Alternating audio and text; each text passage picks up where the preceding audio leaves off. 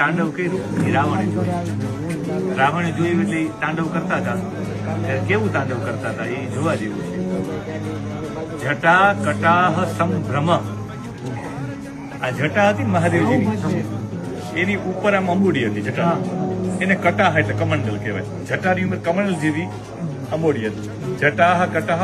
પછી મહાદેવજીએ જયારે તાંડવ કર્યું ત્યારે આમ માથું આમ હલાવ્યું એટલે અંદર રહેલી જે ગંગા હતી, જટા કટાહ સંભ્રમ, ભ્રમિત થવા માંડી ગંગાજી. હવે પાણીનો લોટો તમે લ્યો ને આમાં કરો તો પાણીની શું હાલત થાય? પાણી તો આમ ભમતું જ આવે. જે નદીનું પાણી ભરતું આવે ને સા ભ્રમતી કહેવાય. સાબરમતીનું સાચું નામ સા ભ્રમતી.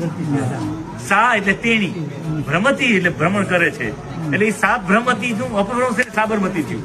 સાબરમતી નું સાચું નામ સાપ ભ્રમતી છે સ્કંદ પુરાણમાં. એટલે એ નદી આમાં ફરતી હતી, કારણ કે મહાદેવજીએ આમ થઈ જટા ફેરવી એટલે જટા કટાહ. કટાહ એટલે કમંડલ.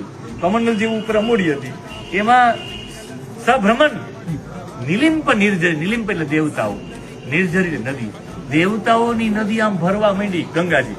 હવે આમ ફરતા જે પાણી આમ નીકળે, પછી મહાદેવજી આમ કર્યું ને, આમ કર્યું એટલે આ પાણી અહીંથી સીધું ગંગાજી આમ ઘૂમતું અહીંયા આવ્યું. ક્યાં આવ્યું? કપાળ ઉપર. કપાળ કેવું હતું? ધગત જ્વલ લલાટ પટ્ટ પાવકે.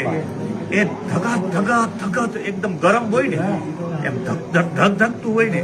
લલાટ પટ્ટ પાવકે. પાવક એટલે અગ્નિ. આ ત્રીજું નેત્ર હતું, અગ્નિ હતું.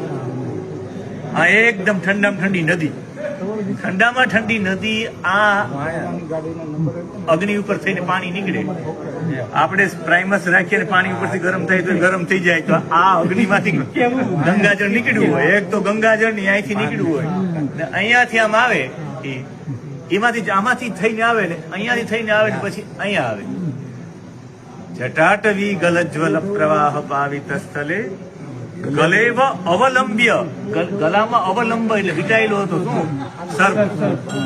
ભુજંગ એટલે સર્પ.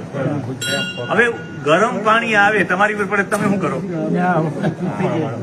ના ભાગવા જ માંડો ને. સર્પ ઉપર ગરમ પાણી પડ્યું, ઓલું ગરમ પાણી પડ્યું એટલે સર્પ આમ લાંબો થયો. તુંગ માલિકામ, જેમ માળા છે, માળા આમ લાંબી થાય એમ સર્પ લાંબો થયો. અને પછી લાંબો થયો તો ભગવાન હાથમાં ડમરું વાગતું હતું. તો સર્પ અવાજ સાંભળે તો ભાગે, તો સર્પ આ બાજુ આમ જાય, કઈક આમ જાય. એટલે ખાલી મહાદેવ ની સર્પે નૃત્ય કરતો. ડમટ આમ વગાડે તો ડમટ નિનાદવટ ડમરવયમ, એવો નાદ